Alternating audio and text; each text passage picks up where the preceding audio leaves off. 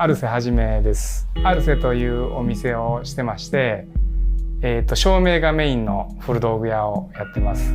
このお店を始めるきっかけは、今までインテリアショップとか家具屋さんとかで働いてて、でこうライティングの面白さとかライティングの重要性に気づいたというか、空間を作る上でそれで古いランプを集め出して、で古い道具も好きなんで合わせたお店をオープンしたんですけど、普段はですので古い商品をこう仕入れに行ったりで、照明でしたらメンテナンスをして、でここのお店で売っています。やっぱりデザインが好きで、アトリエランプと言われるようなものが特に僕は好きで、なぜかというと、例えばですけどエンジニアとか建築家とか、デザイナーとか職人さんが仕事のために使ってたランプなんで、装飾とは反対の道具としてのデザインがやっぱり無駄がなくて美しいと思います。はい。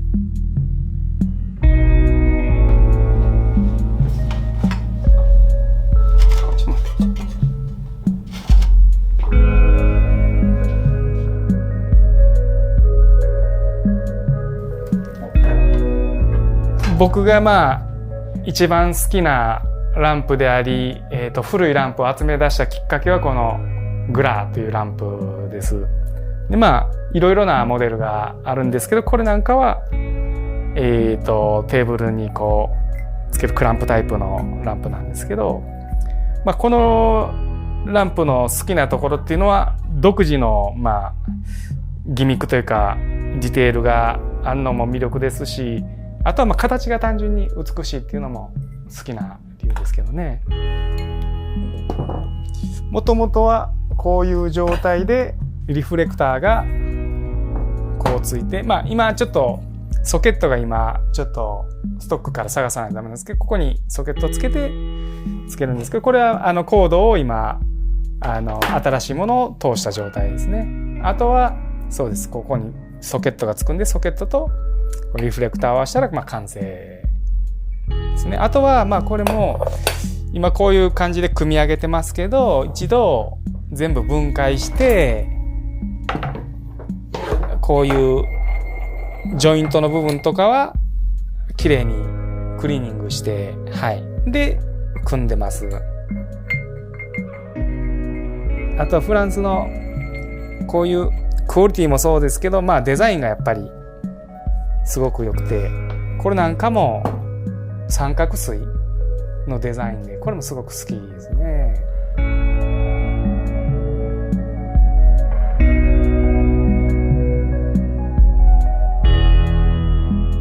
これは、フランスの、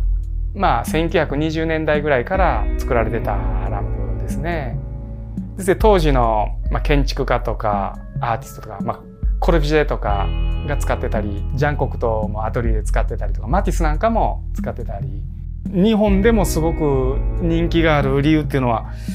やっぱり日本も割とシンプルなものが好きな文化で、これなんかも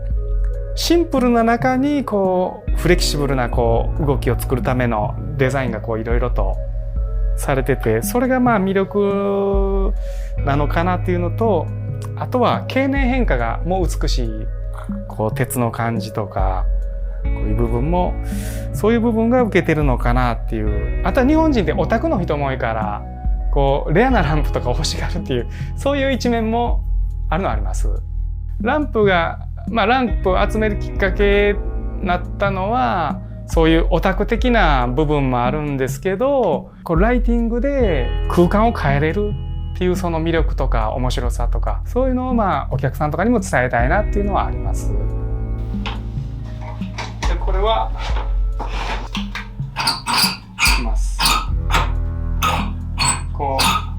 うボリュームがこうライトのボリュームがコントロールできるこのダイヤルがあって、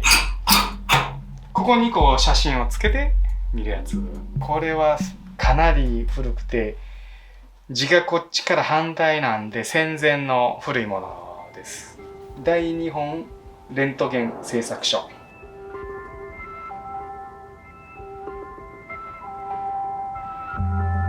僕がお酒も好きでレストランとかバーとか好きなんですけど、そういうところのコーディネートするのがすごく好きで。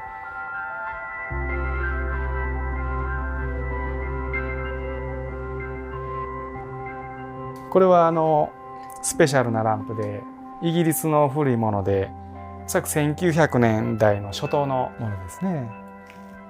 このバランスでこう上下できるようになってます。これがですんでベス・アンドロイドというイギリスのメーカーで、今も復刻で普通の現代的なデスクランプとかも作ってるメーカーですね。自分で見つけたものをメンテナンスしてるんで、でもたまに修理をしてくれっていうのはあります。